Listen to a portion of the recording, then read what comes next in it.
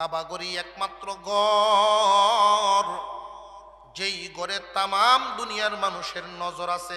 একসাথে দুনিয়া ব্যাপী আমার নাম পৌঁছবো। কে ভাঙলো, কে করলো এই কুকর্ম? কার এত বড় সাহস আল্লাহর ঘর ভেঙে ফেলছে? যে কোনো দেশের সম্রাটরা যখন আমার নাম শুনবে তরতর করে কেঁপে উঠবে তাদের হৃদয়। আমাকে ট্যাক্স দিতে বাধ্য হবে, এইভাবে আমি বিশ্বের সম্রাট হব। কাবাগর ভাঙ্গা তার মূল উদ্দেশ্য না, মূল উদ্দেশ্য বিশ্বের সম্রাট হওয়া। নাজ্জাশী উত্তর দিল, ঠিক আছে, তোমার যদি এরকম স্বপ্ন থাকে আমার কোনো আপত্তি নেই, তবে যাও, 8টা হাতি দিলাম তোমাকে। তুমি জীবনে কোনোদিন মক্কা নগরীতে যাও নাই। তৎকালীন জামানার কাবাগর 8টা ফিলারের উপরে স্থাপিত ছিল। এই বড় বড় 8টা হাতি দিলাম, এই হাতির গলায় শিকল বানবা, আর ওই 8টা ফিলারের উপরে শিকল বানবা। এক টান দিয়া ওই কাবাগর জমিনে ফেলায়া দিবেন। নাউযুবিল্লাহ বলেন। মাহমুদ নামক একটা হাতি, বড় একটা হাতি, যেই হাতিটা ছিল ভিন্ন, অন্যান্য হাতিদের সাথে তার কোনো মিল নেই। এই হাতি নিজের বাসাও বুঝতো, মানুষের বাসাও বুঝতো, নিজের বাসাও বুঝতো, মানুষের বাসাও বুঝতো। এই হাতিটায় মুরগি ফালে মহিলা মা বোনরা দেখবেন, তাদের একটা বাসা আছে, ডাক দিলে কি একটা শব্দ করেন মা বোনরা। এই শব্দের মাধ্যমে যখন ডাক দেন সব মুরগির বাচ্চা সহ সামনে হাজির। কিন্তু এমনি যদি ডাক দে, কইরে মুরগি তোরা ভাত খাইয়া আইবনি হতা, ওইটা তারার বাসাটা শুনাইতে। গরুরে যদি ডাক দে, গরুর বাসায় ডাক দিতে হবে, নইলে গরুর বাছুরাইতো না। ঠিক না বে ঠিক? মানুষের একটা ভিন্ন বাসা। এই মাহমুদ নামক হাতিটা নিজের বাসাও বুঝতো, মানুষের বাসাও বুঝতো। মাহমুদ নামক হাতির উপরে তুমি সোয়ার হইবা। 8টা হাতি তোমার কাতারে সারিবদ্ধ হয়ে সামনের দিকে যাইবা। আর একটা বিশাল হস্তি বাহিনী, আমাদের দেশে যেইভাবে মানুষ গরু লালন পালন করে গণ গণ, তৎকালীন জামানায় ইয়ামেনের প্রায় বাড়িতেই হাতি লালন পালন করার প্রচলন ছিল। সম্রাটের জন্য হাতির একটা বাহিনী, বিশাল বাহিনী তৈরি করা কোনো বিষয়। বিশাল এক হস্তি বাহিনী নিয়ে কাবাগর ভাঙার জন্য রওনা দিয়েছে আব্রাহা। তার দেশের ভিতরে অনেক মানুষ বিরোধিতা করলো, সাবধান সাবধান, আল্লাহর ঘর ভাঙতে যেও না। দুনিয়ার কোনো সাধারণ মানুষের ঘর নয়, ওই ঘরটা আল্লাহর ঘর, সাবধান সাবধান, ওই ঘর ভাঙতে যেও না। আব্রাহা কারোর কথা শুনলো না, যাইতেই থাকলো, যাইতেই থাকলো। তার বিরুদ্ধে যারাই দাঁড়ায় এদেরকেই মেরে যায়, তার বিরুদ্ধেই যারা দাঁড়ায় তাদেরকেই মেরে যায়। এইভাবে যাইতে যাইতে আব্রাহা একটা নগরীর কাছে গেলেন। সেই নগরীটার প্রধান যেই ব্যক্তি ছিলেন ওনার নাম ছিল হানাতা। ওই হানাতা কাবাগরের একজন প্রেমিক ছিলেন। প্রতি বছর সফর করতেন আল্লাহর ঘরে, প্রতি বছর সফর করে হাজিদেরকে সেবা যত্ন করতেন। উনি যখন শুনলেন আব্রাহাতুল আশরাম, এই ইয়ামেনের সম্রাট কাবাগর ভাঙতে যাইতেছে, উনার বংশধর নিয়া, পরিবার নিয়া তাদের সামনে মোকাবেলার জন্য দাঁড়ায় গেছেন। নিষ্ঠুর আব্রাহা, লুবে অন্ধ আব্রাহা, একটা মানুষকেও বাঁচায় রাখে নাই, শুধু হানাতারে বাঁচায় রাখছে। রে হানাতা, প্রতি বছর যেহেতু তুমি মক্কায় যাও, রাস্তা চিনো, আমার বিরোধিতা করার সাজাটা ঠিক মতো বুঝবা। এক তো রাস্তা দেখায় দেখায় মক্কা নগরীতে নিবা, পরিবার হারানোর জ্বালাটাও বেশি দিন ভোগ করবা। এখন যদি তোমারে মেরে দিই 1 মিনিটেই দুঃখ শেষ হয়ে যাবে, এজন্য মারি নাই, বাঁচায় রাখলাম আমার বিরুদ্ধাচরণ করার সাজাটা ঠিক মতো ভোগার জন্য। হানাতা ওই কাফেলা নিয়ে সামনের দিকে যায় আর কান্দে, আল্লাহ, এতদিন তোমার ঘরের খাদেম, তোমার ঘরের মেহমানদের খেদমতের জন্য যাইতাম, তোমার ঘর মুছার জন্য তোমার ঘরের মোহব্বত নিয়ে যাইতাম। আজকে তুই এমন একটা কাফেলার সাথী হয়েছি গো, যেই কাফেলা তোমার ঘর ভাঙার জন্য যায়। আল্লাহ, আমার তো কোনো দোষ নেই। ক্বালা রাসূলুল্লাহ সাল্লাল্লাহু আলাইহি ওয়াসাল্লাম, মান আহাব্বা লিকা আল্লাহ আহাব্বাল্লাহু লিকাআহু ওয়া মান কারিহা লিকা আল্লাহ কারিহাল্লাহু লিকাআহু ওয়া সাদাকা রাসূলুহুন নাবিয়্যুল কারীম ونحن على ذلك من الشاهدين والشاكرين والحمد لله رب العالمين اللهم صل على محمد وعلى آل محمد كما صليت على إبراهيم وعلى آل إبراهيم إنك حميد مجيد اللهم بارك على محمد وعلى آل محمد كما باركت على إبراهيم وعلى آل إبراهيم إنك حميد مجيد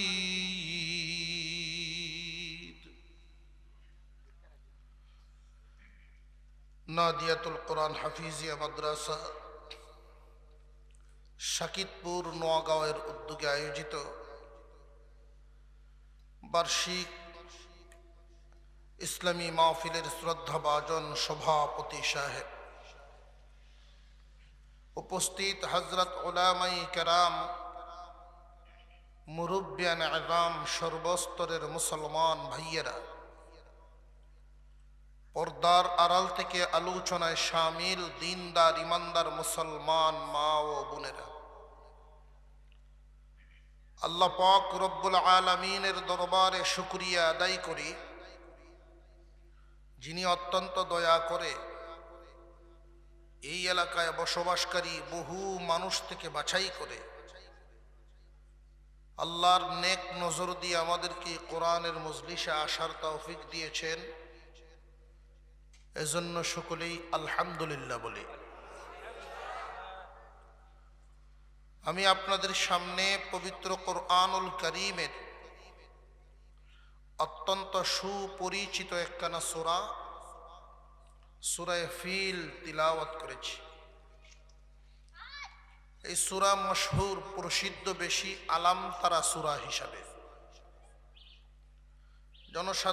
সাধারণ মানুষ আলাম তারা সূরা হিসেবেই এই সূরাকে চিনে।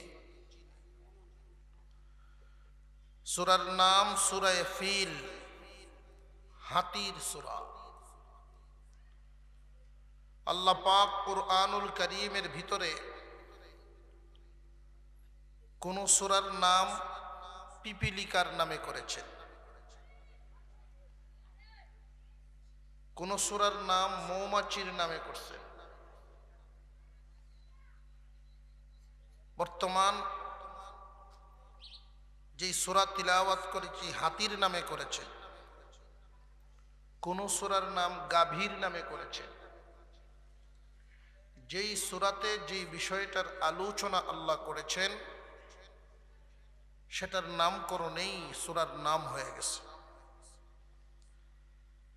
পবিত্র কোরআনুল কারীমের ভিতরে মাত্র 500 আয়াতে বিধিবিধান আলোচনা।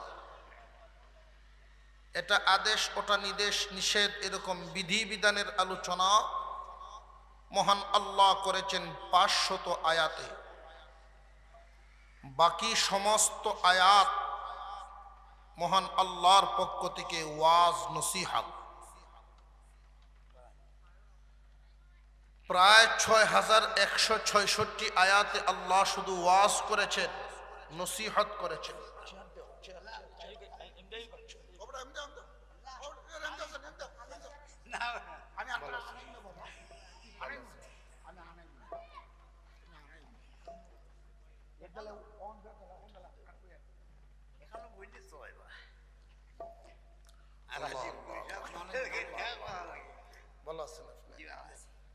আমরা মুরব্বীরা হারায় যেতেছে আস্তে আস্তে।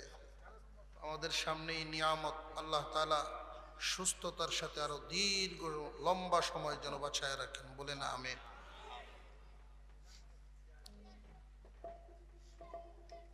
আল্লাহর কাছে মানুষ দামি হয় বহুভাবে, কেউ বুঝে কেউ বুঝে না। আল্লাহ তাআলা এই নিয়ামত বাঁচায় রাখুক, আবারও বলি আমিন। 6666 আয়াতের মধ্যে 500 আয়াতে বিধিবিধানের আলোচনা, বাকি 6166 আয়াত মহান আল্লাহ ওয়াজ করেছেন। তাহলে বিধিবিধানের আয়াত বেশি না ওয়াজের আয়াত বেশি? ওয়াজের আয়াত বেশি। কেন? জমিনে ফসল করার আগে যেইভাবে জমিনে পরিশ্রম করা লাগে, মেহনত করা লাগে, ফসল করার উপযোগী করা লাগে, মহান আল্লাহ পাক আমাদের হৃদয়কে ওই আইন মানার জন্য উপযোগী করতেই বেশি আয়াতে ওয়াজ করেছেন। এই ওয়াজ 4000 আয়াতের ওয়াজ হলো অতীতের ইতিহাস বর্ণনা করে, আর বাকি 2166 আয়াতে ওয়াজ করেছেন ভবিষ্যতের ভয় দেখিয়ে, সুসংবাদ দিয়া। জান্নাতও আছে, জাহান্নামও আছে।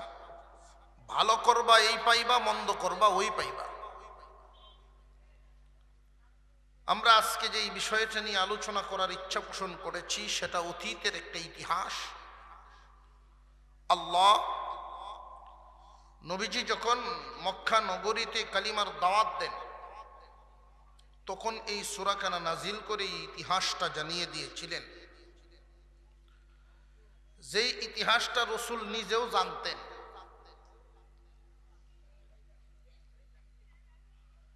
যেই ইতিহাস আল্লাহর রাসূল জানতেন, এই ঘটনাটা বেশি দিন আগের ছিল না। নবীজি দুনিয়াতে আসার মাত্র 49 দিন আগে ঘটে যাওয়া ঘটনা। নবীজি দুনিয়াতে আসার কয়দিন আগে? 49 দিন। এই সময়ে একজন মানুষ মার গর্ভে পরিপূর্ণ বডির অধিকারী হয়ে যান, পরিপূর্ণ মানুষ রূপ ধারণ করে ফেলেন। তার সব কমপ্লিট। মাতৃগর্ভের পূর্ণতার জন্যই, মাতৃগর্ভের পূর্ণ সুবিধা নেওয়ার জন্য কিছুদিন মার গর্ভে আছেন। 49 দিন পরেই উনি দুনিয়াতে চলে আসবেন। আল্লাহ পাক এই সূরা নাজিল করে কি বুঝাইলেন, সূরার বিষয় বস্তুটা কি? এই সূরার আলোচ্য বিষয়, আল্লাহ যদি সহায় হন দুর্বলেরও বিজয় হয়। মালিক যদি সহায় হন দুর্বলেরও বিজয় হয়। এই কথার বিশ্বাস আমাদের আছে না নাই? অনেকেই জামডি মেরে বসে রয়েছেন, আছে না নাই? কেউ এটা ভাববেন না যে আমার দারু ভাই সাহেব কইছে, আমার না কইলেও চলবো, এরকম যেন না হয়। প্রত্যেকেই জবাব দেওয়া। আল্লাহ পাক রব্বুল আলামিন বলে, আলম তারা কাইফা ফাআলা রাব্বুকা বিআসহাবিল ফিল আলম ইয়াজআল কাইদাহুম ফি তাদলিল। ও পয়গম্বর, আপনি কি দেখেন নাই আপনার রব হস্তি বাহিনীর সাথে কি আচরণ করেছেন? আল্লাহ কি তাদের চক্রান্ত নস্যাৎ করে দেন নাই? সুতরাং চিন্তার কোনো কারণ নাই, ভাবনার কোনো কারণ নাই। বর্তমান সময়ে মক্কানগরীতে কাফের দলেরা আপনার সাহাবীদের উপর নির্যাতন চালায়, কালিমার বিরোধিতা করে। এই জন্য মানসিকভাবে আপনি দুর্বল হবেন না, চিন্তিত হবেন না। হুজুর আকরাম সাল্লাল্লাহু আলাইহি ওয়াসাল্লামের মনোবল বাড়ায়া দেওয়ার জন্যই আল্লাহ এই সূরা নাজিল করেন। সুবহানাল্লাহ, মনোবল বাড়ায়া দিবেন।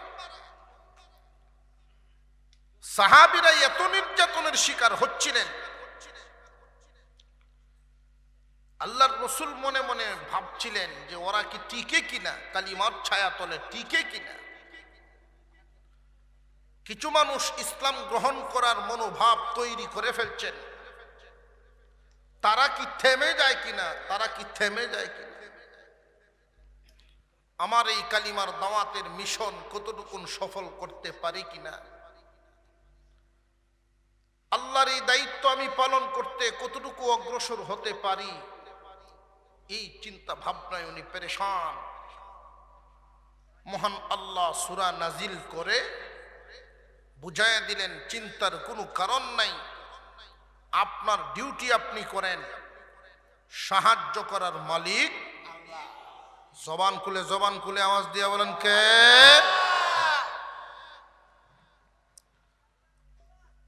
এই সূরাতে যে আল্লাহ বললেন আপনার রব হস্তি বাহিনীর সাথে কি আচরণ করেছেন আপনি কি দেখেন নাই? এখানে বেদাতীরা অনেক সময় একটা সুযোগ গ্রহণ করে। কি সুযোগ? নবীজিকে হাজির নাজির বানাইতে চায়, হাজির নাজির বানাতে চায়। কিভাবে? আল্লাহ যে বললেন ও রাসূল আপনি কি দেখেন নাই, ওই ঘটনাও যখন ছিল দুনিয়াতে তখনও রাসূল হাজির ছিলেন, উনিও দেখছেন। আমি আপনাদেরকে খুব সহজভাবে একটা কথা বলি, আল্লাহর রাসূল দুনিয়াতে আসেনি নাই, আরো কতদিন বাকি? আরো জোরে কর, 49 দিন বাকি। তাহলে আল্লাহ পাক এভাবে জিজ্ঞাসা করলেন কেন? বড় কোনো ব্যক্তির কাছে যখন কেউ দরখাস্ত করে তখন অবশ্যই জেনে থাকবেন আপনারা যে ভাইজান আমি চলে যাই, আমার এই বিষয়টা আপনি দেখবেন। দেখার অর্থ কি চোখ দিয়ে দেখা না মনে মনে ভাবা? বুঝে আসতেছে? আমার এই বিষয়টা আপনি দেখবেন, খেয়াল করবেন, ভাববেন, আমার জন্য উপকার করবেন। আল্লাহ পাক রব্বুল আলামিন যে আপনার আমার পয়গম্বরকে বলেছেন আপনি কি দেখেন নাই? দেখেন না দ্বারা বোঝা গেছে আপনি কি ভাবেন নাই। কথা বুঝে আসতেছে? সুবহানাল্লাহ বলেন। দুই নাম্বার আরেকটা ব্যাখ্যা মুফাসসিরিনে কেরাম দিয়েছেন, আল্লাহর রাসূল দুনিয়াতে আসার 49 দিন আগে ঘটা ঘটনা মক্কার মানুষদের মুখে মুখে, ছোট বড় আবাল বৃদ্ধা সকলের মুখে মুখে এই ঘটনাটা প্রচলিত ছিল। রাসূলের নবুয়ত কাল 40 বছর বয়সে, এই 40-50 বছর বয়সে মানুষ এরকম চাঞ্চল্যকর একটা ইতিহাস ভোলার নয়। বর্তমান সময়ে আমরা এখানে যারা হাজির আছি 50-এর নিচে যাদের বয়স, ইতিহাস শুনতে শুনতে, মানুষের মুখে শুনতে শুনতে সংগ্রামের ব্যাপারে আমাদের জানা আছে না নাই? অথচ এই সংগ্রাম, আমাদের দেশ স্বাধীনতার সংগ্রাম হয়েছে আরো 50 বছর আগে। একজন আর একজনের সাথে যদি আলোচনা করে তখন বলে যে দেখছো না বাঙালিদের মনোবল, পাকিস্তানিরা টিকতে পারে নাই। দেখছো না দ্বারা সে কি নিজের চোখকে দেখছেন? তখন বিষয়টা বুঝে আসছে শব্দের অর্থটা।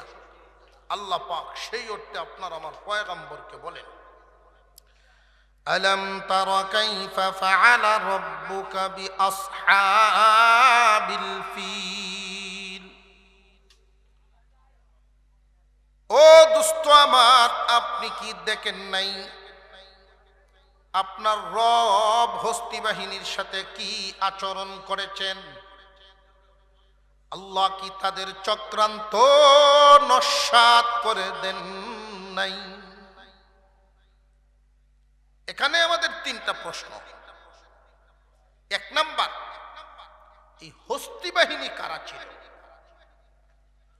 দুই নাম্বার, এসেছিল তারা কোথায় থেকে?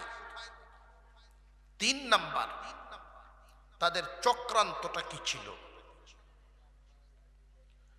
কাইদুন যেই চক্রান্ত, কাইদুন শব্দ দিয়ে যেই চক্রান্ত বোঝানো হয়, সেটা যার বিরুদ্ধে করা হয় তার অজান্তে চক্রান্তের জাল বোনা হয়।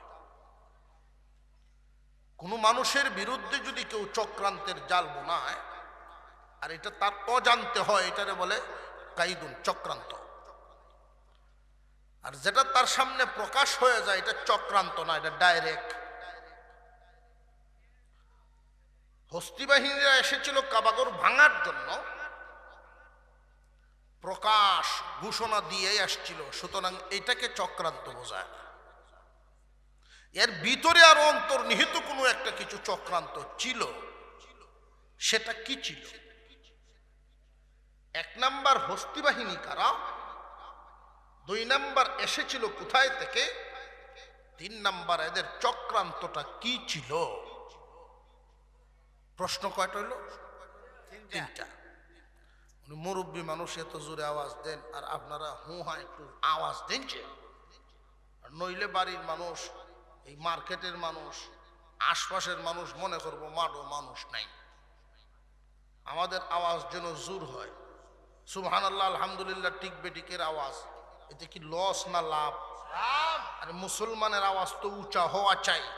মুসলমানের আওয়াজ, মুসলমানের ভূমিকা যখন শক্তিশালী ওজনী হবে, শয়তান তত দুর্বল হবে।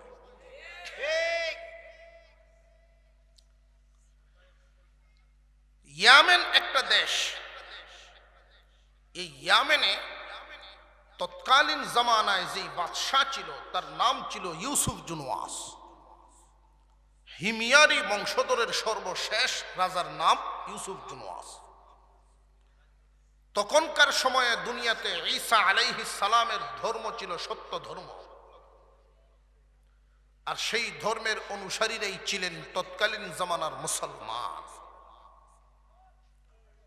মুসলমান মুসলমান শব্দটা বারবার আসতে পারে, এজন্য আপনারা আখেরি জামানার পয়গম্বরের উম্মত মুসলমান মনে করবেন না, ঈসা নবীর উম্মত মুসলমান। সকল নবীর উম্মতেই মুসলমান, সকল নবীর উম্মত মুসলমান। যুগে যুগে যেই নবী যেই দাওয়াত দিয়েছেন, প্রত্যেক পয়গম্বরের দাওয়াতই ইসলাম।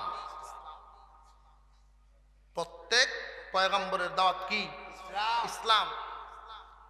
আর এই ইসলাম গ্রহণ করে যারা, তাদেরকে বলে মুসলিম। তৎকালীন জামানার মুসলমান যারা ছিলেন তারা ইউসুফ জুনওয়াসকে মানে না। বাদশাহ হিসাবে মানে, যেহেতু তার দেশে থাকে। কিন্তু ইউসুফ জুনওয়াসের আরেকটা দাবি ছিল, সে নাকি খুদা। আরো জোরে কর। নিজেকে খুদা দাবি করত। যে তারে খুদা মানত তারে পুরস্কার দিত, কেউ যদি তারে খুদা মানত না, সুযোগ পাইলেই তারে শাস্তি দিত। তার দেশের ভিতরে একজন বয়াদিন মুরব্বী, বয়স্ক মানুষ, জ্যোতিষী বিদ্যায় বড় পারদর্শী ছিল। তার রাজ দরবারে থাকত। ওই মুরব্বী জ্যোতিষী ইউসুফ জুনওয়াসকে জানায় দেয়, বাদশাহ হে, আমার অনেক বয়স হয়ে গেছে, আমি আর ডিউটি বেশি দিন করব না। আপনি একজন বিচক্ষণ বালক, আমার কাছে দেন, আমার বিদ্যাটা আমি তারে শিখায় দেই, ভবিষ্যতে দরবারের উপকার হবে। লোক লাগায় দিল, চালাক চতুর একটা বালক তালাশ করার জন্য গ্রামে গ্রামে এলাকায় এলাকায় লোক পাঠায় দিল। বহু বালকের লিস্ট করা হলো, অবশেষে একটা বালককে বাদশার পছন্দ হয়েছে। দেখবেন গ্রামের ভিতরে 8-10 বছরের বয়সের যে বালকরা আছে, এমন সবার আকল কি সমান না বেশ কম আছে? কোনটায় দেখবেন বয়স 10, বুঝে 20-এর সমান। বয়স থেকে বুদ্ধি বেশি। তো অনেকে কয় ফেরো তুই ভাগ্যে আইছে, কয় না পাক না। এক মুরব্বী খুব গফি সাফাবাজ, খাম করে ওত খান, গফ করে ওত খান, আঞ্জাদে গফ করে, মানুষের সাথে খুব মজা করে লোকটা। একজনের বাড়ির সামনে গিয়ে ওনার নাম ধরে ডাকতেছে, এই লোক বাড়িতে। এই কম বয়সের বালক, বুঝদার বালক দৌড়ে আইছে, দাদা আব্বা বাড়িতে নেই। কেন ডাকেন? তোরা বাড়ির সামনে যে বড় গাছটা, এটা আমার লাগবো, হাতের লাঠিটা বদলাইতাম। বালকে কয় এই গাছ দেওয়ান যেত না আব্বা, এটাতে খিলাইল বানাইব তুইছে। বুড়ায় কয় বাচ্চা থাক, আমি যে সময় থাকতাম না তুই চালাইবে দেশটা। এমন কিছু বালক পাওয়া যায় সমাজে, আছে না নাই? এমন একটা বালক, তাকে খুঁজে আনা হলো। আব্দুল উজ্জা তার নাম, ইবনে তামের।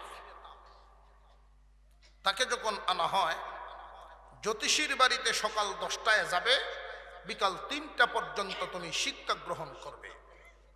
প্রতিদিন এই রাস্তা দিয়ে আসা যাওয়া করে। হঠাৎ একদিন ঈসা আলাইহিস সালামের ধর্মের বড় একজন পণ্ডিত দরবেশ, রাস্তার পাশেই ছোট্ট একটা ঘরে উনি বসবাস করেন, উনার নজরে পড়ে গেল ওই বালকের চেহারাটা। আল্লাহওয়ালাগণ তাদের দূরদর্শী চিন্তা, দূরদর্শী নজরে অনেককে দেখলেই অনেক কিছু চিন্তা করে ফেলতে পারেন। তার দিকে তাকালেন, তাকে ডাক দিলেন, তোমার বাড়ি কই, তোমার নাম কি, তুমি কই যাও? আমার বাড়ি অমুক জায়গায়, রাজদরবারে চাকরি করি। আমার নাম আব্দুল উজ্জা ইবনে তামের। আমি জ্যোতিষীর কাছে গিয়ে তার বিদ্যা অর্জন করি। তখন তিনি তার তালিম দেওয়া শুরু করলেন। বাবা রে, আমি দেখতে পাচ্ছি তোমার কপালে ইমানের নূর দেখা যায়। তুমি ঈসা নবীর ধর্ম গ্রহণ করো, ইসলাম গ্রহণ করে মুসলমান হয়ে যাও। তুমি যদি ইসলাম গ্রহণ করো, এক আল্লাহর উপর ঈমান আনো, আমি তোমাকে ঈসা নবীর ধর্মের শিক্ষা দিব, আল্লাহ তোমার মর্যাদা অনেক বাড়ায়া দিবে।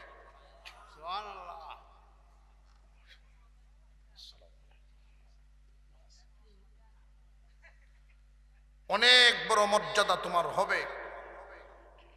তো এই বালক সময় নিল 3 দিন। 3 দিন পরে আমি আপনাকে জানাবো আমি কি জ্যোতিষীর পথে চলবো না আপনার দেয়া পথ গ্রহণ করব। জ্যোতিষী শিখায় মূর্তি পূজা, আর দরবেশে শিখাইল এক আল্লাহর দিন। কোন পথে সে থাকবে সিদ্ধান্ত জানাবে 3 দিন পরে। বালক, ইতিহাসের কিতাবের মধ্যে উল্লেখ করা হয়, বালক যেই রাস্তা দিয়ে চলে, একটা জায়গা ছিল চৌরাস্তার মোড়। সকালবেলায় দেখে অনেক মানুষের ভিড়, কোনো দিক থেকেই মানুষ চলাচল করতে পারছে না। এদিকের মানুষ ওইদিকে যায় না, ওদিকের মানুষ এদিকে আসে না। একটা আতঙ্ক বিরাজ করছে মানুষের ভিতরে। ব্যাপার কি, ব্যাপার কি? যে এই রাস্তার মোড়ে একটা হিংস্র প্রাণী, যার ভয়ে মানুষ এদিক ওদিক যাচ্ছে না, আসছে না। সরকারি লোকেরাও তার দ্বারে কাছে যায় না, কারণ সরকারি বাহিনী যারা তারা সুবিধাজনক অবস্থান ছাড়া অবস্থান হয় না। দেখবেন ডাহাতি হইব যেন ইহানো হওয়া যায় না, বাজারের সাইডে থাকে। আমরা ডাকাতির জায়গাটা ভার ওই তসবি হইরে হইয়া আর ওই গে দেখি চা বগল চা খাইতেছে। আমরা যে কোনো অসুবিধা হয়েছি না, আল্লাহ হেফাজত করছে, আপনারা নিবালা আসুন। তারা চেষ্টা করছে, পারে নাই। অবশেষে এই বালক মনে মনে ঠিক করলো, এখনই আমি পরীক্ষা করে ফেলবো জ্যোতিষীর দেওয়া যেই মতাদর্শ ওইটা সঠিক নাকি ওই দরবেশের দেওয়া মতাদর্শটা সঠিক। দুইটা পাথর নিল দুই হাতে, আস্তে আস্তে কাছে গিয়ে যেখানে হিংস্র প্রাণীটা শুয়ে আছে, কোনো বর্ণনায় সাপ, কোনো বর্ণনায় বাঘ, পাথরটা হাতে নিয়ে মূর্তির নামে মারছে, মূর্তির নামে মারছে, 10 হাতও গেছে না। যেই মাত্র আরেকটা পাথর আল্লাহর উপরে তাওয়াক্কুল করে হাত থেকে ছেড়ে দেয়, এই পাথরটা আল্লাহর হুকুম মানে না, মানে না। বাতাসের উপরে ভর করে অনেক দূরে ওই পাথরটা গিয়া প্রাণীর গায়ে পড়ার সাথে সাথেই ওই হিংস্র প্রাণীটা মারা যায়। চাঞ্চল্যকর অবস্থা শুরু হয়, সারা দেশের মানুষ আতঙ্কিত। এই বালক কিসের বলে এই হিংস্র প্রাণী মারলো? বালক রে, তুমি কে? কিভাবে মারলা? যে আমি কে আমার পরিচয় তো অনেকেই জানেন। কেমনে মারলাম? আমি এক আল্লাহর উপরে বিশ্বাস করে যখন মারছি তখনই ওই প্রাণীটা মারা গেছে। আল্লাহর সাহায্যে মরছে। মানুষকে দুঃখ দেয় এমন প্রাণী তো রাখা নাই, এমন প্রাণী মারা যায়। মানুষকে কষ্ট দেয়, মানুষের জনজীবন দুর্বিষহ, এই জন্য আল্লাহর সাহায্যেই প্রাণীকে মারা হয়েছে। আজ থেকে আমি এক আল্লাহর উপরে ঈমান আনলাম। ওই বালকের ঘোষণার সাথে সাথে বহু মানুষ মূর্তি পূজা ছাড়িয়া একসাথে ঈমানদার হইয়া যায়। জ্যোতিষীর ধর্ম বাদ দিয়া দরবেশের কাছে তালিম নেওয়া শুরু করলো। সেই অনুযায়ী আমল করতে করতে করতে করতে তার মর্যাদা এক পর্যায়ে আল্লাহ এমন জায়গায় নিয়ে গেছেন, ঈসা আলাইহিস সালামের যত মুজিজা ছিল এগুলো তার মাধ্যমে কারামত হিসাবে প্রকাশ পাওয়া শুরু হয়ে গেল। জন্মন্ধ মানুষ আল্লাহর নামে হাত বুলাইয়া দিলে তার চক্ষু ভালো হয়ে যায়, সাথে সাথে সে ঈমান এনে মুসলমান হয়ে যায়। বুবা মানুষ তার গলায় যদি হাত লাগাইয়া দেয় তার কথা বলা শুরু হয়ে যায়। রাজ দরবারের একজন লোক, প্রবীণ একজন কর্মচারী, তার চোখের পাওয়ার চলে গেছে, সে আসছে এই বালকের কাছে। দরবেশ বালকের নাম পরিবর্তন করে দিয়েছে আব্দুল উজ্জাত থেকে আব্দুল্লাহ ইবনে তামের। হে আব্দুল্লাহ, শুনেছি তোমার হাতে নাকি জাদু আছে, তোমার হাত চোখে লাগাইলেই নাকি চোখ ভালো হয়ে যায়। আব্দুল্লাহ ইবনে তামের বলেন, আপনি ভুল শুনেছেন, ভুল তথ্য পেয়েছেন। আমার হাতে কোনো জাদু নাই, আর আমি মানুষের চোখ ভালো করতে পারি না। যারা আমার সাথে বিশ্বাসে একমত হবে, এক আল্লাহর উপরে বিশ্বাস করবে, মূর্তি পূজা বয়কট করবে, ইউসুফ জুনওয়াসকে খুদা আর মানা বাদ দিবে, ঈমান আনবে আল্লাহর উপরে, আমি আল্লাহর নাম নিয়ে যখন হাত বুলাইয়া দেই, মহান আল্লাহ আমার হাত লাগানোর উসিলায় ভালো করে দেন। সুবহানাল্লাহ। এই লোক চোখগুলো সামনে ধরে দিল যে আমি বিশ্বাস করলাম এক আল্লাহ ছাড়া কেউ নেই।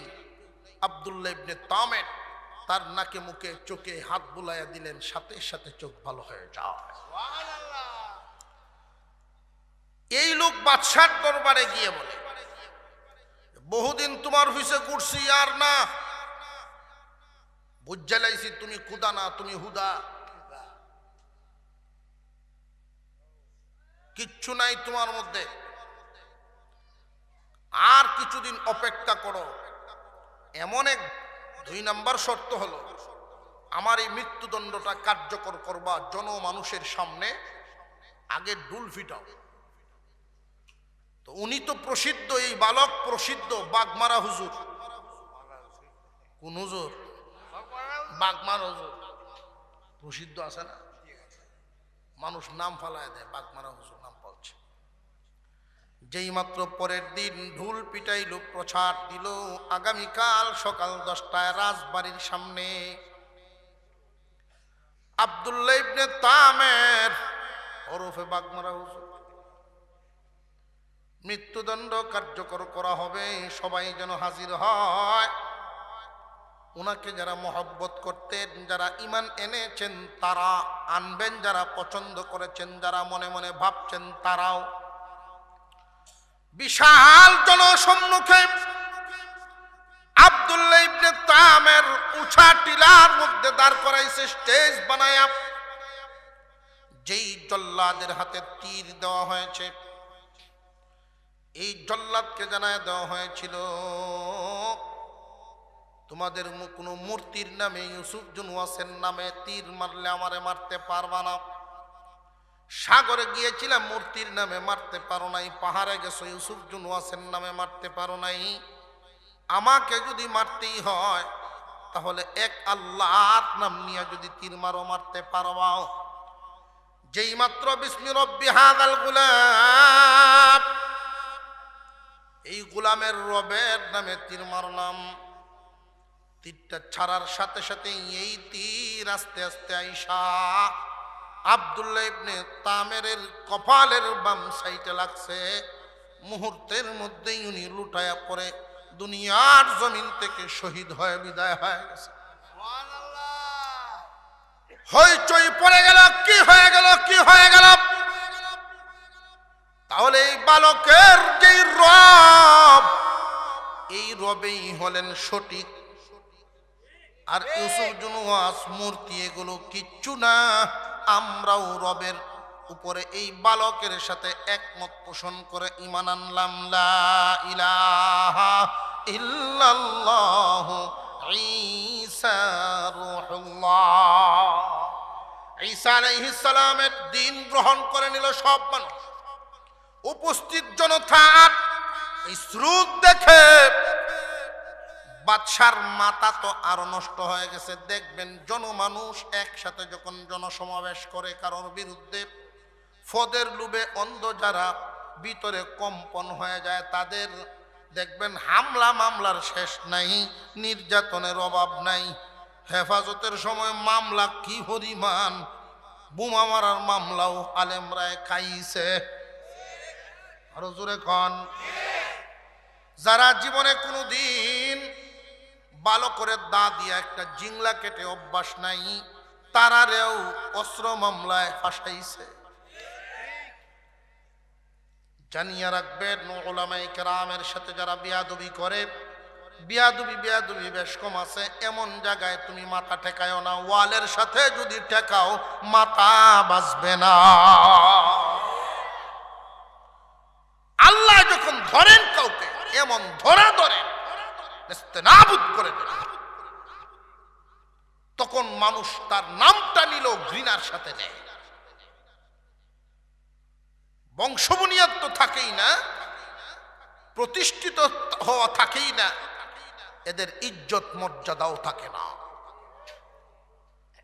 মুসলমান ইমানদার ভাইরা আমার, হাজার হাজার মানুষ যখন ঈমান আনা শুরু করে দিল, পদে হারাবার ভয় তার ভিতরে আরো বেশি জাগতে লাগলো। সেনাবাহিনীদেরকে হুকুম দিল, রাস্তার 2 ধারে গর্ত করো, আগুন দিয়ে ভরো। যারা ঈমান ছাড়বে তারা দুনিয়াতে বাঁচবে, যারা ঈমান ছাড়বে না তারা দুনিয়াতে বাঁচবে না। বিশাল কঠিন পরীক্ষার সম্মুখীন তখনকার মানুষ। ঈমান হেফাজতের জন্য এই ঘটনাটা বলার উদ্দেশ্য হলো, মুফাসসিরিনে কেরাম সূরা ফিলের সাথে এই ঘটনা শামিল করেছেন, কারণ মূলত এই ঘটনা সূরা বুরুজের শানে নুজুলে মুফাসসিরিনে কেরাম লিখেন, সূরা ফিলের সাথে সম্পৃক্ত, কারণ এই সূরাগুলো খুব পাশাপাশি সময়ে নাজিল হওয়া। তখনকার সময়ের আল্লাহর নবীর সাহাবীদের অবস্থা এমন, বিভিন্ন দিক থেকে সাহাবীরা নির্যাতনের শিকার, নিপীড়নের শিকার। আল্লাহ পাক রব্বুল আলামিন এই সূরাগুলো নাজিল করে বুঝায় দিলেন, শুধু তোমরাই না রে মুমিন মুসলমান, অতীতের ইতিহাসে অনেক মুসলমানরাই ইমানদার হওয়ার কারণে নির্যাতনের শিকার হয়েছেন। এক আল্লাহর পথে চলার কারণে অনেক মানুষ জীবন পর্যন্ত দিতে হয়েছে। মনোবল বাড়ায় দিলেন, সাহস জোগানোর জন্য সূরা কানা নাজিল করলেন। আগুনে পোড়ানো শুরু করলো মানুষকে। লম্বা ইতিহাস, একদিনে প্রায় 20,000 মানুষকে মারছে। 2 জন মানুষ অর্ধ পুরা হইয়া পাশের দেশটার নাম হাবশা। ওই হাবশা দেশের যেই প্রধান হয়, রাষ্ট্রপ্রধান, বাদশাহ যে হয়, তার লকব, তার উপাধি ছিল নাজ্জাশী। নাজ্জাশীর দরবারে 2 জন মানুষ গিয়া অভিযোগ দিল, ওহে নাজ্জাশী, ও বাদশাহ, আমরাও মুসলমান, আপনিও মুসলমান, ওই মূর্তি পূজারীরা আমাদেরকে আগুনে পুড়ায় পুড়ায় মারে। আপনি দেখেন কিছু করেন কিনা, বদলা নিবেন কিনা। তখনকার সময়ে নাজ্জাশী যিনি ছিলেন বাদশার চেয়ারে, ইমানে ধাক্কা লাগছে, বিবেকে ধাক্কা লাগছে। উনি সেনাবাহিনীর মেজরদেরকে ডাকলেন, কে আচরে এই মুসলমানদেরকে আগুনে পোড়ার থেকে বাঁচাইবা? কে আছো মুসলমানদের পক্ষে যুদ্ধে নামবা? 2 জন মেজর হাত উঠালেন, জীবনের মায়া নাই, মুসলমানদের বাঁচাতে চাই। 2 জন মেজর হাত উঠাইছেন। একজনের নাম ছিল আরবাত, আর একজনের নাম ছিল আব্রাহা। একজনের নাম আরবাত, আর একজনের নাম আব্রাহা। এই আব্রাহা, তার একটা উপাধি ছিল আব্রাহাতুল আশরাম, তার নাকটা ছিল কাটা, নাক কাটা আব্রাহা। খুব সাহসী, দিলওয়ালা লোক, মুসলমানদের দরদে যুদ্ধে যাবেন। লোকটা কি খারাপ না ভালো?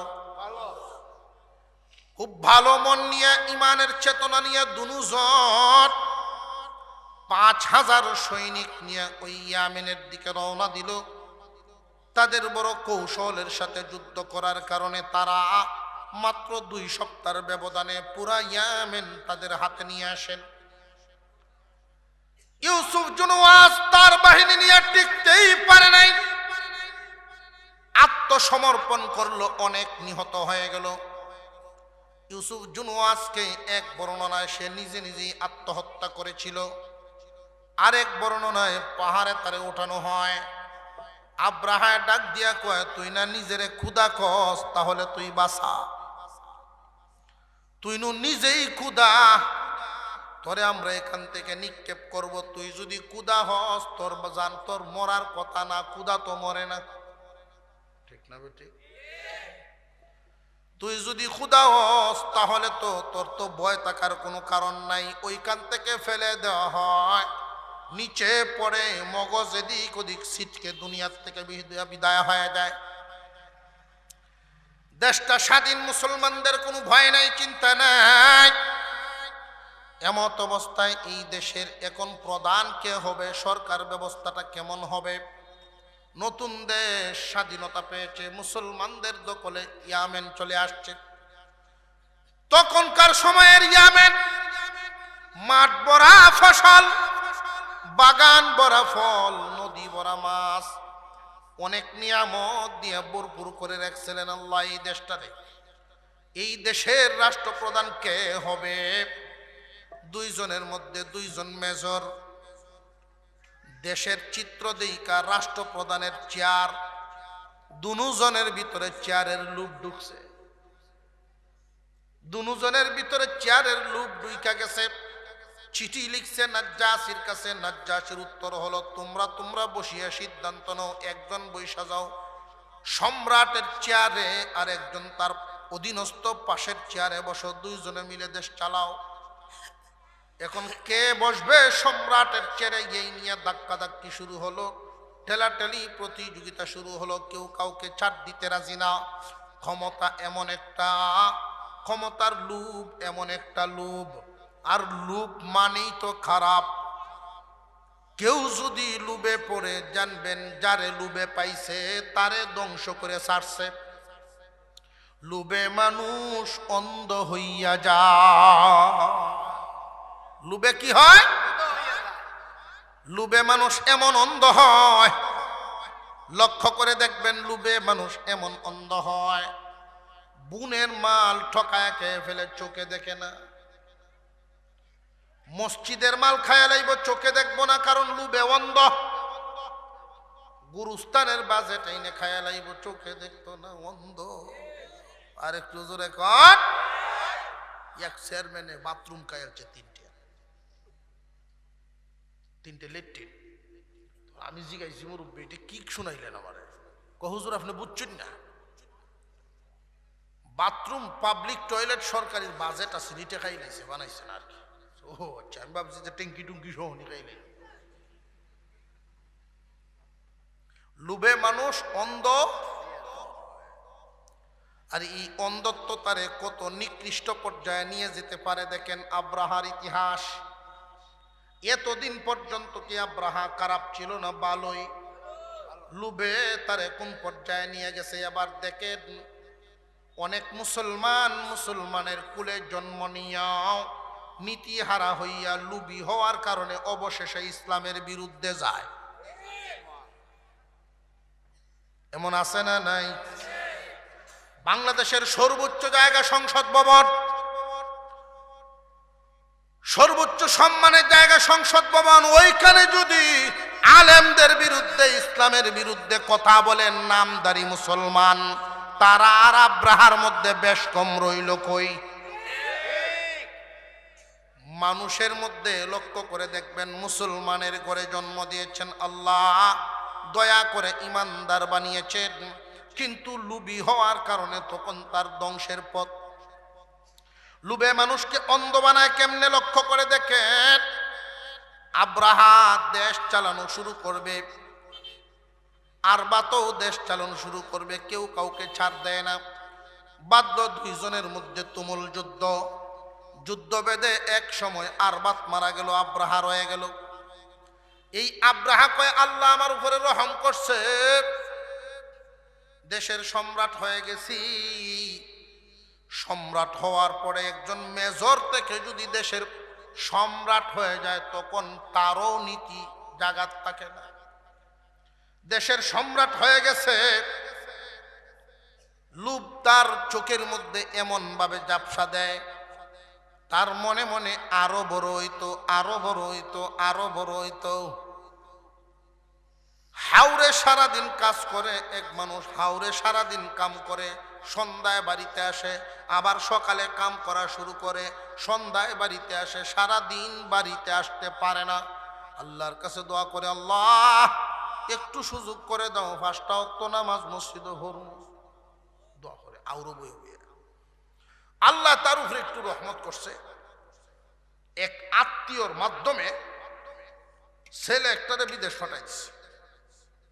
এখন তো প্রতি মাসে যেহেতু টাকা আসে, সকালে উঠতে আর আউরো যাওয়া লাগে না, কারণ আগের কালা দিন নাই, লাল দিন আরম্ভ হয়েছে। এলাকা তো কিছু সালাক মানুষ আছে, দেখবেন কার কাছ থেকে কেমনে কোন কৌশলে খাওন যায়, এই চিন্তা আছে একদলে। এবারের বাড়ির গাটাত আয়াও এ ডাক দেয়, সর্দার। এটা থাকতো হারা জীবন আউরো সর্দার হইয়া ডাক দেয়। আর যেই সর্দার হইয়া ডাক দেয়, ওটা ষাট আর উড়ে না, ষাট আতলে দৌড় মারে। আমার কইছে ডাকি তারি, আমার দিনকাল বালা তো বাজারও গিয়ে সারাদিন আড্ডা তুই তাকে ভিজার কাপড়ে যে দোয়া করতো, সেই দোয়া ভুলি গিয়ে সুখে পড়তে থাকে মানুষ, আল্লাহকে ভুলতে থাকে মানুষ। আর একটু জোরে কর। সবার হালত না, বেশিরভাগ আকসার এমন হয়। বড় ছেলের বেতন বাড়ছে, ছোট আরেক ছেলে বিদেশ গেছে, তার অবস্থা তো আরো ভালো হয়েছে। এখন কেউ কেউ তারে কয় তুই তো ইচ্ছা করলে নির্বাচনটাই করতারস। কয় আমি কিছু কইতাছি না, মনে মনে ভাবতাছি তোমরা যদি কও। এমনি বেড়া শুভেচ্ছা স্বাগতম পুস্টার সবাই আছে, পুস্টার সবাই আগে আছে না, পুস্টার সবাইয়ের নিয়ম গাছ উঠছে শুভেচ্ছা স্বাগতম হাত লাড়ায় গাছ হইয়া দাঁড়াইলো মেম্বরির। এলাকার মানুষ ভাবছে যে এই লোক আগে গরিব আছি, নহন পয়সা দিছে আল্লাহ, গরিবের দরদ বুঝবো দে আপনাকে একসাথে মেম্বার হয়ে গেছি। ইউনিয়ন পরিষদ ঢুকার পরে মেম্বারি চেয়ারও বৈশা খালি চেয়ারম্যানের চেয়ারটার দিয়ে ছায়া থাকে, হিটের বই তারতাম, হিটের বই তারতাম। জানিয়া রাখবেন মানুষের লোভ যদি মানুষের ভিতরে ঢুকে, লোভে যদি তার দখলে তোমারে নিয়ে নেই, অবস্থা খারাপ। কবরের মাটি পেটে পড়ার আগ পর্যন্ত এই পেট ভরবে না।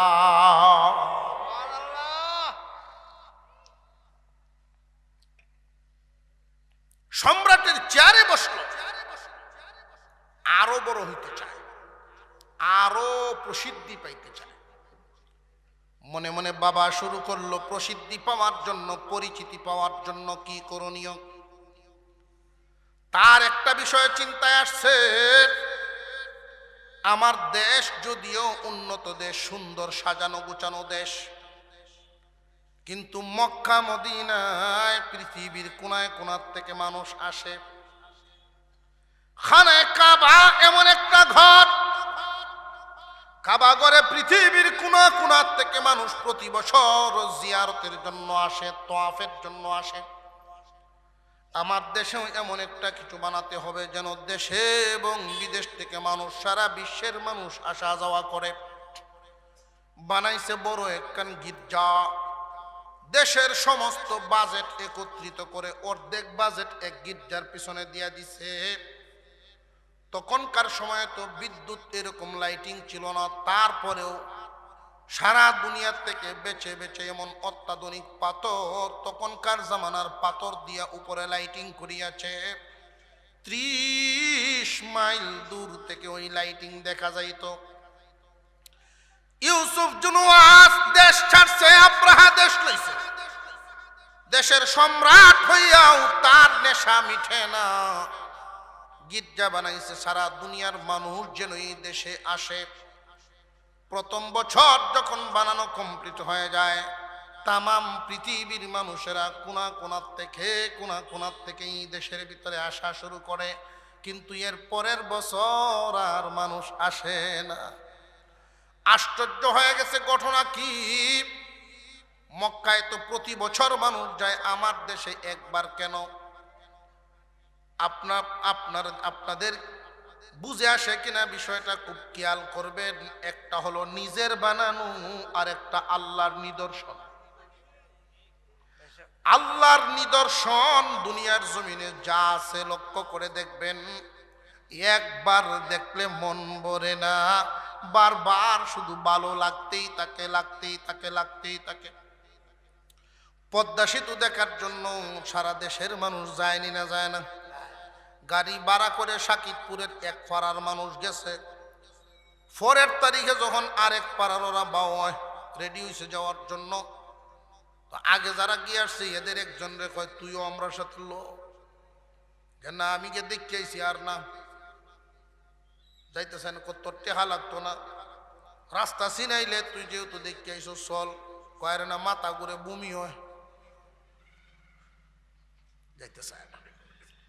কিন্তু মক্কা এবং মদিনা সফর করেছেন যারা, একবার দেখে আসার পরে কি মন অতৃপ্ত হয় না, শুধু আগ্রহ আরো বাড়ে। খানায়ে কাবা তো আল্লাহর ঘর, বানাইছেন এমন একজন মিস্ত্রি, আল্লাহর খলিল ইব্রাহিম আলাইহিস সালাম।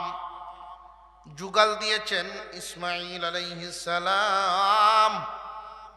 বিশেষ দিনে মঞ্জুর হওয়া, বিশেষ একটা দিনে মঞ্জুর হয়েছিল। এমন একটা দিন যেই দিন ইব্রাহিম আলাইহিস সালাম আল্লাহকে খুশি করার জন্য সন্তানের গলায় ছুরি চালায়া দিছেন, আল্লাহু আকবার বলে ফেলছেন, আল্লাহ পাক রব্বুল আলামিন এই কুরবানি কবুল করে নিলেন, কিন্তু ইসমাইলের গলা কাটান নাই।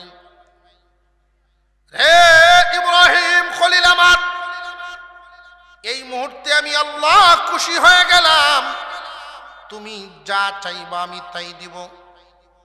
ইব্রাহিম আলাইহিস সালাম ওই দিন বলেছিলেন, আল্লাহ যা চাইব তাই দিবেন, এমন একটা দৌলত আপনার কাছে চাইব যেটা একটাই আপনার কাছে আছে, মুহাম্মাদুর রাসূলুল্লাহ সাল্লাল্লাহু আলাইহি ওয়াসাল্লাম,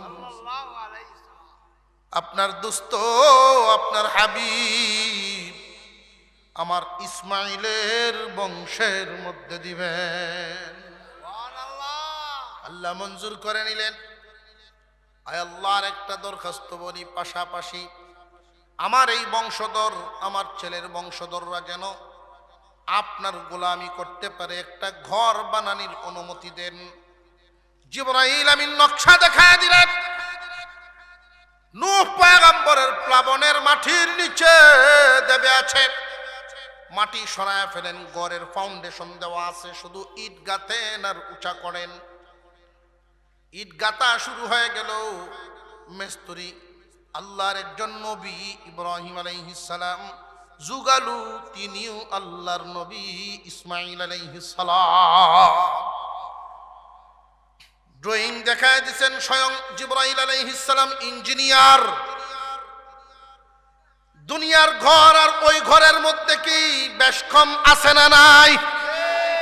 ওইটার ইঞ্জিনিয়ার, ওইটার মিস্ত্রি, আর তোমার আমার ইঞ্জিনিয়ার, তোমার আমার মিস্ত্রির মধ্যে কত তফাৎ। আব্রাহায় তো বুঝতে পারে নাই, মনের ভিতরে জেলাসি আইসা গেছে, যেহেতু আমার মনের আশাটা পূরণ করতে পারলাম না, বাজেট পেশ করলাম, বাজেট খরচ করলাম, লসে পড়ে গেলাম। তামাম দুনিয়ার জমিনে এমন একটা কাণ্ড ঘটাতে হবে, যেই কাণ্ডে তামাম দুনিয়ার সমস্ত রাজা বাদশারা আমার নামটা শুনলেই চিনে এবং ভয় পায়। আরবের, দক্ষিণ আরবের যে সমস্ত রাস্তাঘাট আছে, সিরিয়ার থেকে বিভিন্ন জায়গায় ব্যবসা বাণিজ্য করে মানুষ, বিভিন্ন রাস্তা যারা ব্যবহার করে, এই রাস্তায় আমার ট্যাক্স দিতে হবে, খাজনা দিতে হবে, খাজনা বসায় দেব। আমরা দেশেও খাজনা 20 টাকা টোল ভাড়া, 80 টাকা টোল ভাড়া, 40 টাকা রানীগঞ্জ আছে না নাই? এইরকম টোল বসায় দিবে। দুনিয়ার লোক তার এমন ভাবে পাইছে, বিশ্ব সম্রাট হওয়ার স্বপ্ন দেখে ফেলছে। বিশ্ব সম্রাট কেমনে হবা? একজন মেজর থেকে ইয়ামেনের সম্রাট পেট ভরে নাই, লোভে অন্ধ হইয়া বিশ্ব সম্রাট সাজার জন্য এমন একটা কাজ করবে, মনে মনে সে চক্রান্ত করতেছে, কি করা যায়, কি করা যায়। এমন একটা চক্রান্ত খুব ভালো করে বুঝেন। আল্লাহ যে বলেছিলেন, আলাম ইয়াজআল কাইদাহুম ফি তাদলিল, আল্লাহ কি এদের চক্রান্ত নস্যাৎ করে দেন নাই? কাবাগর ভাঙবে প্রকাশ কথা, চক্রান্ত ছিল ভিন্নটা। নাজ্জাশীর কাছে চিঠি লিখছে, আমি ইচ্ছা পোষণ করেছি কাবাগর ভেঙ্গে ফেলার জন্য। কাবাগরই একমাত্র ঘর, যেই ঘরে তামাম দুনিয়ার মানুষের নজর আছে, একসাথে দুনিয়াব্যাপী আমার নাম পৌঁছবো। কে ভাঙলো, কে করলো এই কুকর্ম? কার এত বড় সাহস? আল্লাহর ঘর ভেঙে ফেলছে। যে কোনো দেশের সম্রাটরা যখন আমার নাম শুনবে, তরতর করে কেঁপে উঠবে তাদের হৃদয়, আমাকে ট্যাক্স দিতে বাধ্য হবে, এইভাবে আমি বিশ্বের সম্রাট হব। কাবাগর ভাঙ্গা তার মূল উদ্দেশ্য না, মূল উদ্দেশ্য বিশ্বের সম্রাট হওয়া। নাজ্জাশী উত্তর দিল, ঠিক আছে, তোমার যদি এরকম স্বপ্ন থাকে আমার কোনো আপত্তি নেই, তবে যাও, 8টা হাতি দিলাম তোমাকে, তুমি জীবনে কোনোদিন মক্কা নগরীতে যাও নাই। তৎকালীন জামানার কাবাগর 8টা ফিলারের উপরে স্থাপিত ছিল। এই বড় বড় 8টা হাতি দিলাম, এই হাতির গলায় শিকল বানবা, আর ওই 8টা ফিলারের উপরে শিকল বানবা, এক টান দিয়া ওই কাবাগর জমিনে ফেলায়া দিবেন। নাউযুবিল্লাহ বলেন। মাহমুদ নামক একটা হাতি, বড় একটা হাতি, যেই হাতিটা ছিল ভিন্ন, অন্যান্য হাতিদের সাথে তার কোনো মিল নেই। এই হাতি নিজের বাসাও বুঝতো, মানুষের বাসাও বুঝতো, নিজের বাসাও বুঝতো, মানুষের বাসাও বুঝতো। এই হাতিটায় মুরগি ফালে মহিলা মা বোনরা দেখবেন, তাদের একটা বাসা আছে, ডাক দিলে কি একটা শব্দ করেন মা বোনরা। এই শব্দের মাধ্যমে যখন ডাক দেন, সব মুরগির বাচ্চা সহ সামনে হাজির। কিন্তু এমনি যদি ডাক দে, কইরে মুরগি তোরা বাদ খাইয়া আইবনি হতা, ওইটা তারার বাসাটা শুনাইতে। গরুরে যদি ডাক দে, গরুর বাসায় ডাক দিতে হবে, নইলে গরুর বাছুরাইতো না। ঠিক না বে ঠিক? মানুষের একটা ভিন্ন ভাষা। এই মাহমুদ নামক হাতিটা নিজের বাসাও বুঝতো, মানুষের বাসাও বুঝতো। মাহমুদ নামক হাতির উপরে তুমি সোয়ার হইবা, 8টা হাতি তোমার কাতারে সারিবদ্ধ হয়ে সামনের দিকে যাইবা। আর একটা বিশাল হস্তি বাহিনী, আমাদের দেশে যেইভাবে মানুষ গরু লালন পালন করে গণ গণ, তৎকালীন জামানায় ইয়ামেনের প্রায় বাড়িতেই হাতি লালন পালন করার প্রচলন ছিল। সম্রাটের জন্য হাতির একটা বাহিনী, বিশাল বাহিনী তৈরি করা কোনো বিষয়। বিশাল এক হস্তি বাহিনী নিয়ে কাবাঘর ভাঙার জন্য রওনা দিয়েছে আব্রাহা। তার দেশের ভিতরে অনেক মানুষ বিরোধিতা করলো, সাবধান সাবধান, আল্লাহর ঘর ভাঙতে যেও না। দুনিয়ার কোনো সাধারণ মানুষের ঘর নয়, ওই ঘরটা আল্লাহর ঘর, সাবধান সাবধান, ওই ঘর ভাঙতে যেও না। আব্রাহা কারোর কথা শুনলো না, যাইতেই থাকলো, যাইতেই থাকলো। তার বিরুদ্ধে যারাই দাঁড়ায় এদেরকেই মেরে যায়, তার বিরুদ্ধেই যারা দাঁড়ায় তাদেরকেই মেরে যায়। এইভাবে যাইতে যাইতে আব্রাহা একটা নগরীর কাছে গেলেন। সেই নগরীটার প্রধান যেই ব্যক্তি ছিলেন, ওনার নাম ছিল হানাতা। ওই হানাতা কাবাগরের একজন প্রেমিক ছিলেন। প্রতি বছর সফর করতেন আল্লাহর ঘরে, প্রতি বছর সফর করে হাজিদেরকে সেবা যত্ন করতেন।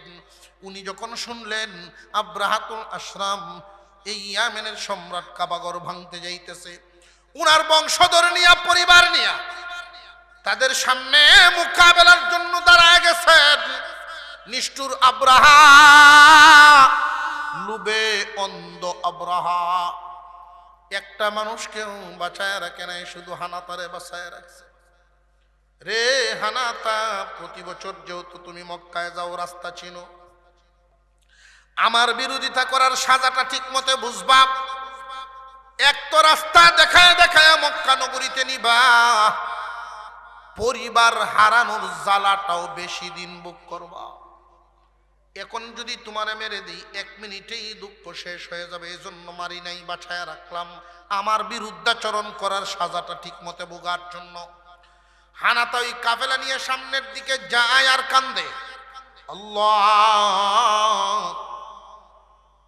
এতদিন তোমার ঘরের খাদেম, তোমার ঘরের মেহমানদের খেদমতের জন্য যাইতাম, তোমার ঘর মুছার জন্য তোমার ঘরের মোহব্বত নিয়ে যাইতাম।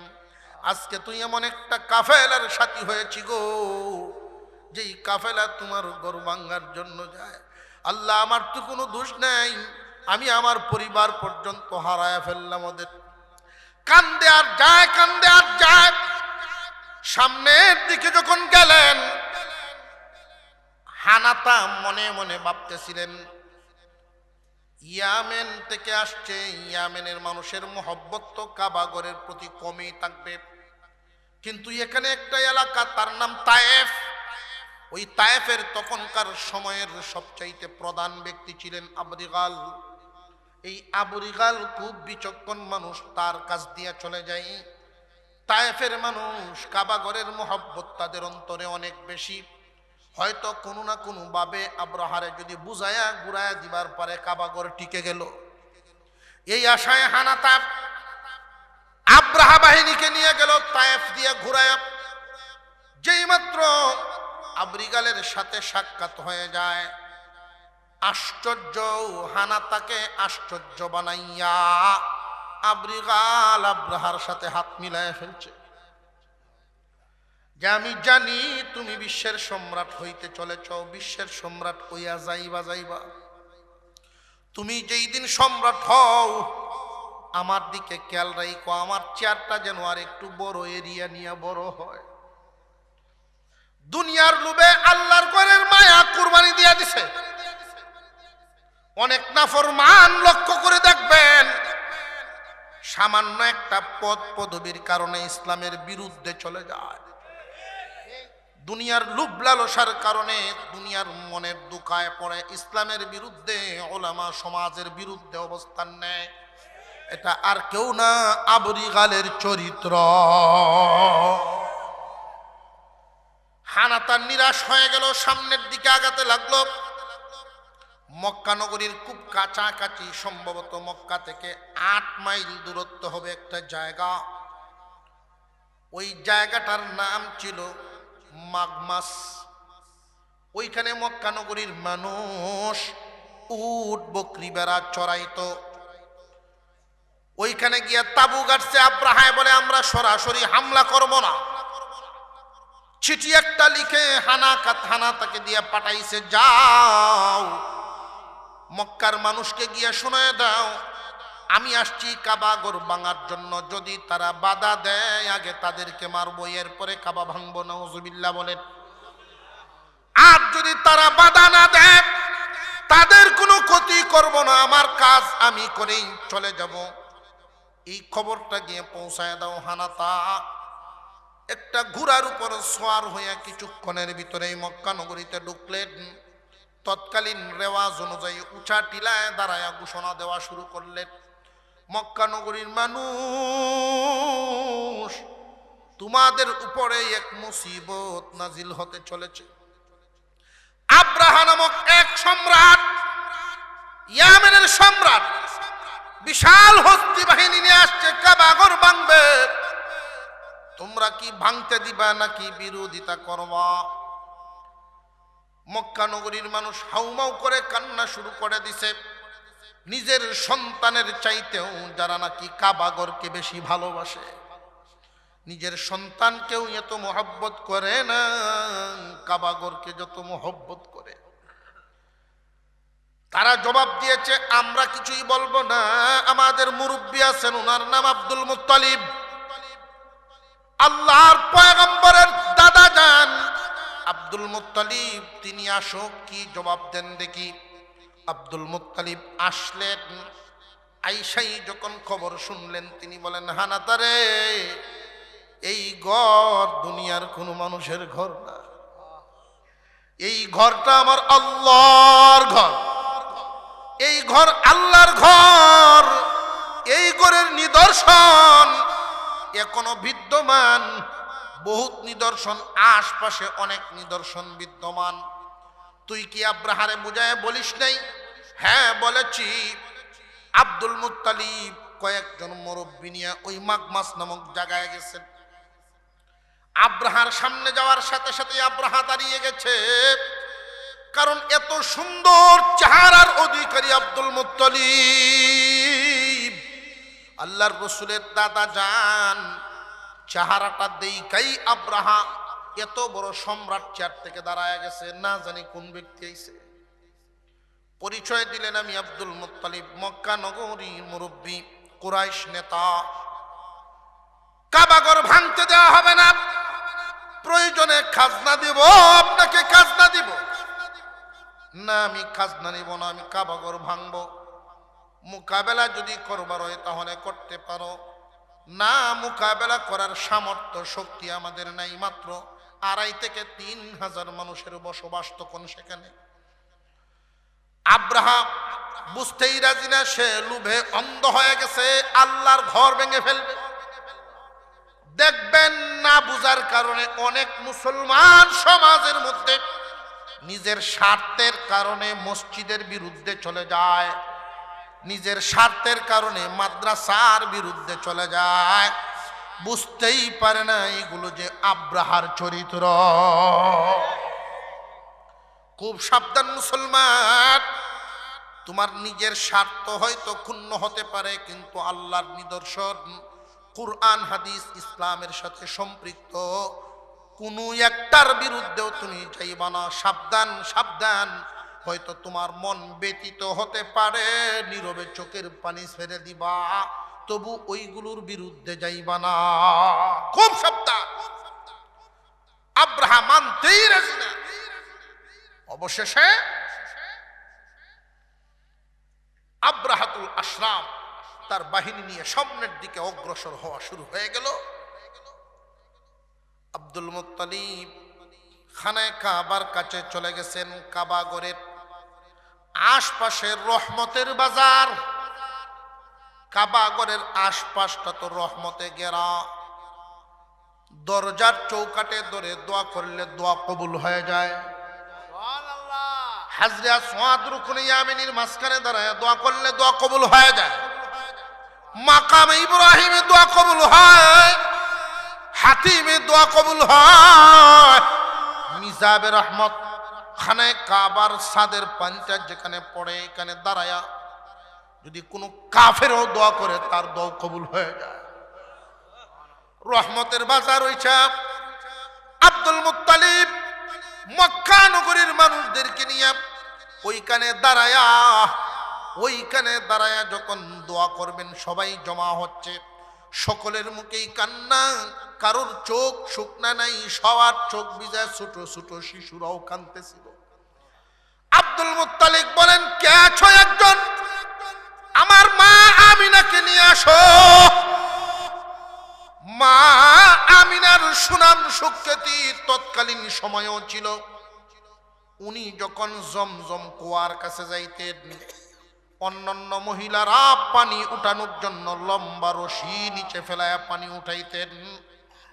আপনার আমার পয়গম্বর যেই দিন থেকে মার গর্ভে চলে আসছেন, মা আমিনা জমজম কুয়ার পাশে যাইতেই নিচের পানি উপরে উঠে যাইত। আব্দুল মুত্তালিব জানতেন মা আমিনা বরকতি মহিলা। যাও একজন আমার মা আমিনাকে নিয়ে আসো। কাবা ঘরের দরজার সামনে দাঁড়ায়া আব্দুল মুত্তালিব মুলতাজেমের মধ্যে ধরে কান্না শুরু করে দিলেন, আল্লাহ আমাদের কোনো ভুলের কারণে এই ঘর আমাদের সামন থেকে নিয়ে যায় না। আমরা জানি এই ঘরের মালিক তুমি, তোমার ঘর তুমি হেফাজত করো। আমার তো সামর্থ্য নাই। আল্লাহ এদের বিরুদ্ধে যদি দাঁড়ায় যাই, শিশুদেরকে সহ ওরা মেরে ফেলবে। পরবর্তীতে কে তোমার ঘর ঝাড়ু দিবে? কে এই ঘর সাফ পরিষ্কার করবে? আল্লাহ তোমার ঘর হেফাজতের জন্য তুমি তোমার মদদ নাজিল করো গো মওলা। মা আমিনার গর্ভে আছেন মুহাম্মাদুর রাসূলুল্লাহ। দুনিয়াতে আসতে আর কয়দিন বাকি? আরো জোরে কোন কয়দিন? পুরা বডি হয়ে গেছে। ইব্রাহিম আলাইহিস সালাম দোয়া করছিলেন, মনে আছেনি? কাবাগর যেই দিন বাজেট, মুহাম্মাদুর রাসূলুল্লাহর বাজেট একদিনের দোয়া করা। কাবাগর ভাঙতে আইছে মুহাম্মাদুর রাসূলুল্লাহ হাজির। আল্লাহ পাকের নেক নজর কতটুকু মুহূর্তটা বুঝেন। আব্দুল মুত্তালিব দোয়া শেষ করলেন, যাও যার যার আশ্রয়ে চলে যাও। আল্লাহর ঘর যদি হয় আল্লাহ হেফাজত করবেন। সুবহানাল্লাহ। উঁচা একটা টিলার গর্তের মধ্যে বসে গেলেন। মা আমিনাকে নিয়ে দূর থেকে তাকায়া দেখতেছেন হস্তি বাহিনী আস্তে আস্তে চত্বরের দিকে আগায় আসতেছে। হানাতার মাহমুদ নামক হাতিটার কানে কানে ডাক দিয়ে কয়, মাহমুদ রে, ওই যে দেখা যায় কালো ঘর, ওই ঘরটাই তোর আর আমার আল্লাহর ঘর। মাহমুদ নামক হাতি তো সামনের দিকে কদম বাড়ায় না, এত প্রহার একটা প্রাণী সামনের দিকে যায় না আমার আল্লাহর ঘর। এই জন্য বলা হয় মানুষ যদি মানুষ হয় ফেরেশতার চেয়ে দামি হয়, আর মানুষ যদি অমানুষ হয় পশুর চেয়েও নিকৃষ্ট হয়ে যায়। মাহমুদ নামক খাতিতে আল্লাহর ঘরকে সম্মান দেওয়ার কারণে মহান আল্লাহ পাক তার নামে কোরআনে সূরা নাজিল করে দেন। 8টা হাতির গলায় শিকল বেঁধে তারা যখন যাওয়া শুরু করলো ফিলারের সাথে বাঁধবে, এমনি তাকায়া দেখে আল্লাহর গজব শুরু হয়ে গেছে। সাগরের দিক থেকে জাখে জাখে পাখি আসা শুরু হয়ে গেছে, যেই পাখি বাহিনী ওরা জীবনে কোনোদিন দেখে নাই, এর পরেও আর কোনোদিন দেখতে পাওয়া যায় না। হস্তি বাহিনী অবাক হয়ে গেছে, পুরা কাবা চত্বর কালো ছায়া, কালো হয়ে গেছে, সূর্যের আলো জমিনে পড়ার জায়গা নাই। এত পরিমাণ পাখি আল্লাহ পাঠিয়েছেন। এক একটা পাখির ঠুটে এবং 2 পায়ে 3টা করে পাথর দিয়ে আল্লাহ পাঠালেন। আর ওই পাথরগুলো যখন তারা নিক্ষেপ করে, এক একটা পাথর ছোট, মুসুরির দানার চাইতে একটু বড়, কঙ্কর জাতীয় পাথর। শুকরি ভাঙলে যেমন ধারদার হয়ে যায়, এরকম ধারদার পাথর পাঠিয়ে দিলেন আল্লাহ পাক। ওই পাথরগুলো পড়ে, পাথরের একটা স্বভাব, ওই সিজ্জিল জাতীয় পাথর, ওটার স্বভাব হলো রক্ত দেখতে স্পিড বাড়ে। যার উপরেই ছাড়ে শুধুমাত্র চামড়ার ঘষাটা পায়াই ভিতরে ঢুকে যায়, আর ভিতরে ঢুকে স্পিডে দৌড় শুরু করে দেয়। মানুষটার ভিতরে পাথরটা ঢুকে মাথার থেকে পা পর্যন্ত যখন দৌড়তে থাকে, রগ, হাড়, গোশত সবগুলোকে একদম রুই রুই তুলা তুলা করে ফেলে। মানুষের চামড়ার প্যাকেটটা শুধু থাকে, বডির ভিতরে আর কিচ্ছু থাকে না। এক একটা পাথর এমন ভাবে পড়তেছে, হাতি, মানুষ, ঘোড়া সব মাটির সাথে মিশায়া যাইতেছে। আল্লাহ পাকের গজব সর্বপ্রথম আবরিগালের উপরে পড়ছে, আব্রাহার উপরে পড়ে না। আব্রাহা দাঁড়ায় রয়েছে, আবরিগাল শেষ, বাহিনী শেষ। মহান আল্লাহ পাক রব্বুল আলামিন বলেন, وَأَرْسَلَ عَلَيْهِمْ طَيْرًا أَبَابِيلَ। তৈরান পাখি, আবাবিল যাকে যাকে, আবাবিল মানে দলে দলে দলে দলে, প্রচুর পরিমাণ বাহিনী আল্লাহ পাঠায় দিলেন এদেরকে নেস্তেনাবুদ। আব্রাহার অবস্থা, আচোরা টাচোরা খাইছে পাথরের, কিন্তু ভিতরে ঢুকে নাই। পাথরটা নালিশ করে, আল্লাহ তোমার এতটাই নিকৃষ্ট বান্দা এটা, আমি তার ভিতরে ঢুকবার ইচ্ছা করি না। আশ্রয়া বিদায় দিয়েছে। ঐতিহাসিকগণ বলেন আরেকটা কারণ, তারে যদি পাথরে মারে 1 মিনিটে মজা শেষ, মৃত্যুর যন্ত্রণা 1 মিনিটেই শেষ। আসর দিয়া দিয়া তারে আক্রান্ত করে সেখান থেকে বিদায় করা হয়।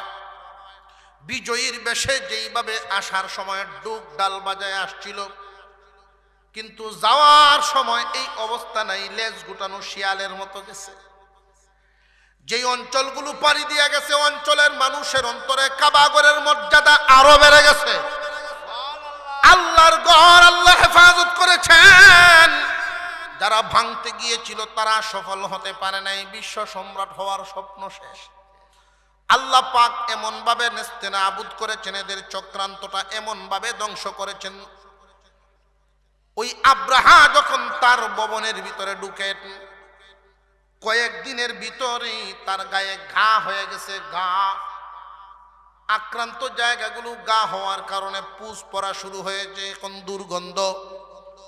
সেই জামানার নামি দামি যত কবিরাজ, হাকিম, যত ধরনের ঔষধ দেয়, তার বডি আর ভালো হয় না।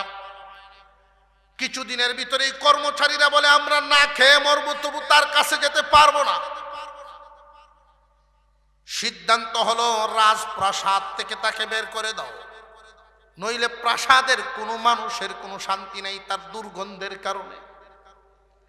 অবশেষে এই মানুষটাকে এখান থেকে যখন বের করা হয়, এই মানুষটাকে বের করে পরিত্যক্ত একটা বিল্ডিং একটা দালানের মধ্যে রেখে আসা হয়েছে, পরিত্যক্ত দালান।